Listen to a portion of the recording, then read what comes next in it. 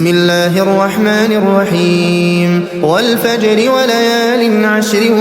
والشفع والوتر والليل إذا يسر هل في ذلك قسم لذي حجر ألم تر كيف فعل ربك بعاد إرم ذات العماد التي لم يخلق مثلها في البلاد وثمود الذين جابوا الصخر بالواد وفرعون ذي الأوتاد الذين طغوا في البلاد فأكثروا فيها الفساد فصب عليهم ربك سوط عذاب إن ربك لبالمرصاد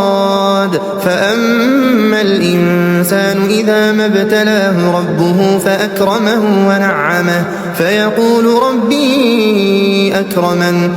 وأما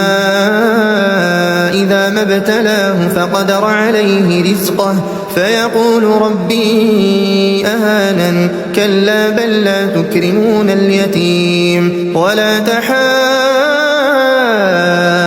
على طعام المسكين وتأكلون التراث أكلا لما وتحبون المال حبا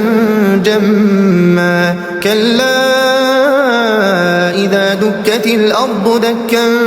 دكا وجاء ربك والملك صفا صفا وجيء يومئذ بجهنم يومئذ يتذكر الإنسان وأنى له الذكرى يقول يا ليتني قدمت لحياتي فيومئذ لا يعذب عذابه أحد ولا يوثق وثاقه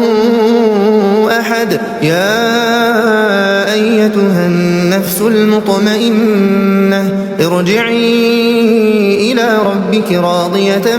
مرضية فادخلي في عبادي وادخلي جنتي.